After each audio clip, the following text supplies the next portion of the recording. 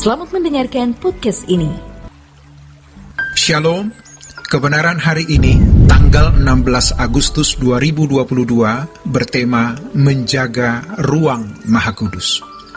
Apakah Allah ada di tempat setengah kudus? Pernahkah Allah diam di tempat setengah kudus atau hanya kudus? Tentu Maha Kudus. Kalau Dia bersemayam di hati kita, tempat itu harus menjadi ruang Maha Kudus. Kita sudah terlalu lama hidup sembarangan, sehingga kita tidak menghargai betapa mahal harga ransom, tebusan yang Allah berikan, yaitu darah dan nyawa putra tunggalnya, agar Dia bisa tinggal di hati kita. Lalu, kita sembarangan dengan hidup ini. Kita membiarkan perkataan dan hal-hal najis masuk di dalam hati kita. Kita masih bisa berkata, tubuhku bait Allah.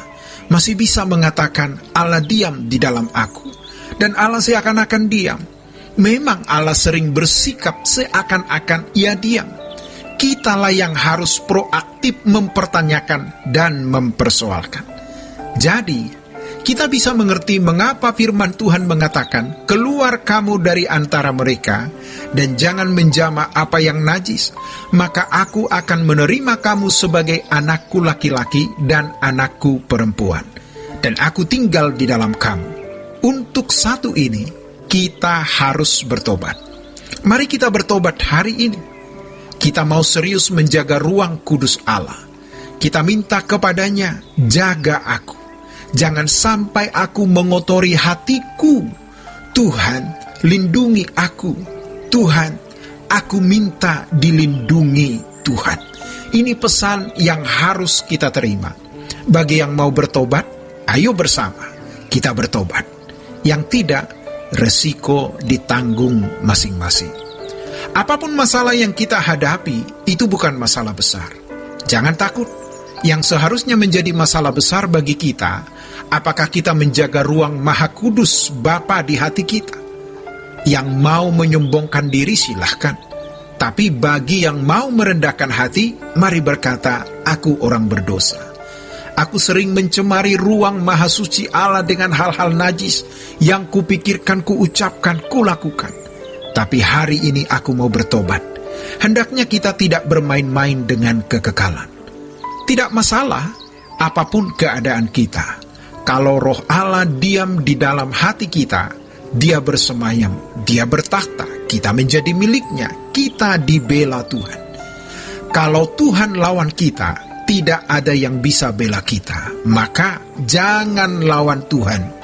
Kalau Tuhan bersemayam di hati kita, kita harus tetap menjaga kekudusan, berjuang, walaupun kita mengalami jatuh bangun. Kita masih bisa salah, tapi kita minta ampun. Kita selalu bersih-bersih, sehingga kita akan bisa benar-benar menghayati Allah itu hidup. Allah hadir di dalam diri kita. Hendaknya kita menjaga ruang kudusnya siang dan malam. Biar kita memang akan terlihat seperti orang yang tidak waras. Tapi kita tahu, suatu hari, hanya orang yang menjadikan dirinya bait Allah yang dijemput Bapa di sorga. Meskipun mungkin setelah membaca renungan ini, kita akan kembali dengan cara hidup seperti kemarin. Kita hanya tersentuh sesaat. Hati kita hanya retak, hanya tergores, tidak pecah. Maka kita tidak pernah menjadi rohani. Kita tetap duniawi. Kita pikir sudah cukup dengan hanya tergores, tidak hancur. Tapi kita tidak mau setengah-setengah. Hancurkan bejana hidup kita. Jangan takut mengenai apapun, sebab Dia besar. Dia Allah yang menciptakan langit dan bumi, dari kekal sampai kekal. Kalau Dia bersemayam di hati kita, itu suatu hal yang luar biasa.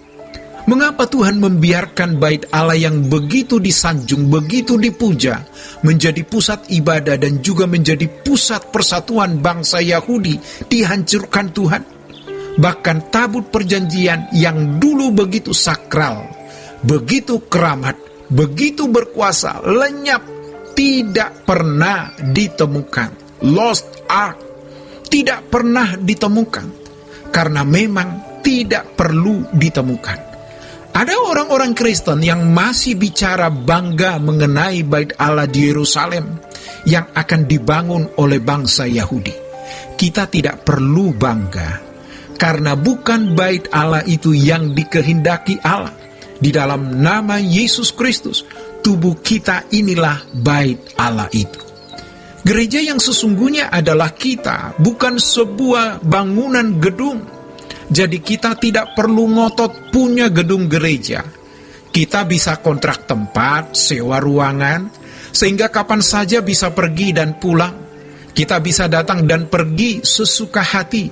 Jika ada dana, maka kita bisa sewa. Jika tidak punya, tidak perlu sewa. Jika sampai memang tidak ada dana untuk menyewa tempat, ibadah bisa kita adakan secara live streaming. Pendeta bisa berkhotbah dari rumah, sementara jemaatnya beribadah di rumah masing-masing. Tidak masalah. Kalau Tuhan datang, bukan gedung yang dijemput. Jadi tidak usah bangga jika memiliki gedung gereja yang besar. Tapi tidak usah juga berkecil hati karena tidak punya gedung gereja. Kita tidak perlu dipusingkan mengenai organisasi. Jelas, memang kita memerlukan adanya organisasi. Tapi tidak usah sampai dipusingkan, karena itu yang perlu kita permasalahkan sebagai hal yang utama. Dan satu-satunya adalah, apakah ruangan hati kita telah menjadi ruang Maha Kudus yang bisa Allah tempati? Demikianlah kebenaran hari ini. Tuhan Yesus memberkati. Sola Gracia.